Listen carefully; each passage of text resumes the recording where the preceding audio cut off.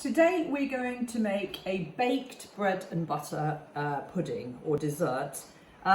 This is kind of seasonal, so you can use lots and lots of different fruits or dried fruits. Okay, so I'm going to just show you the basis of it, and then perhaps you could experiment a little bit with it. So this is one that I've already baked off. Okay, you need an oven-proof dish, so I've got one there. Okay, so I'm going to do it again in here, and for this I'm going to use a round cutter because it fits exactly in, but you can cut it into triangles and make it into either a loaf tin or any kind of oven-proof dish. Okay, so what you need is you need to soak the fruit in advance. So what I've done here is I've soaked some sultanas and I've got some apricots, and I've actually soaked them by squeezing this is a tangerine but an orange, so that you've got the juice, or you could use orange juice or you could use apple juice. It's whatever you like. Obviously we're going to make a sort of egg custard, and I'm going to use creme fraiche and eggs, but you could use milk instead. Okay, so the first thing I'm going to do is butter my bread. And this is an interesting one because I'm going to butter the bread, and actually I'm going to put the bread butter down so that it doesn't stick in the dish. So I'm just going to cut that out.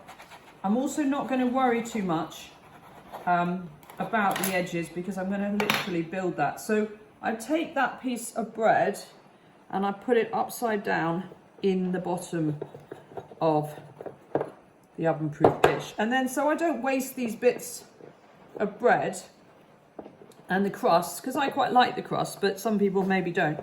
But I'm just literally going to build them around the edges like that. I'm going to take one more because this is going to be my top. All right, so you probably, depends on how big you're going to make this, but you'll probably need anything between sort of 2, 3 or 4 pieces of bread, but it's up to you. It really depends on how big your dish is and how much you want to make. All right, but I'm not too worried about that. Okay, and if you wanted to, you could build a bit more around that. That's completely up to you. So then what I'm going to do is I'm going to hold my top for the end. Okay, I'm going to crack my egg into a bowl. You can either do a 1 egg or a 2 egg mixture, and whisk up that egg like that. Okay, and I'm going to add to that 1 dessert spoon of creme fraiche. Like I say, you could use yogurt if you preferred.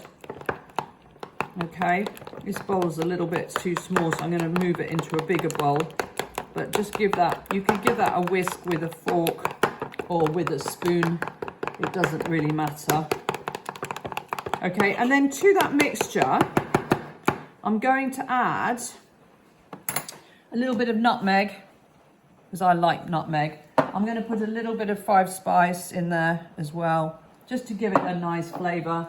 And I'm going to add a little bit of cinnamon. I'm going to move to my fork now and just whisk that up really well.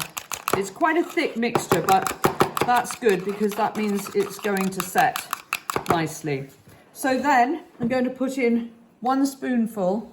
I'm going to use brown sugar here, but you can use brown sugar or caster sugar. It doesn't really matter. It's up to you. And then all you're going to do is you're going to take the sultanas and put them in the bottom there. You could put the sultanas into the egg mix. Let's put a few of the apricots into the egg mix. I've also got some blueberries here, so I thought I'd just add a few blueberries to explode in there, which I think would be rather nice. And then all I'm going to do is I'm going to pour that mixture all over the bread. Now, hopefully what will happen now is the bread will absorb that mixture, so that egg and the creme fraiche. And then all I'm going to do, this time I'm going to keep the butter on the top, and I'm just going to press that down like that. Now, ideally, if you had a bit more time, you could allow this just to soak in a little bit more before baking it. but it should be fine. And then just to finish that off on the top, I'm just going to sprinkle a little bit of cinnamon over the top. You could sprinkle a little bit of extra sugar if you want. You pop that in the oven and you bake that for about 20 minutes, maybe 25 minutes, depending on how big the dish is. But the main thing is, when it's finished, you can't see any of the egg, and the egg is properly cooked, and it should stick together a bit like a custard. So there you've got it. You've got a baked bread and butter pudding. Enjoy.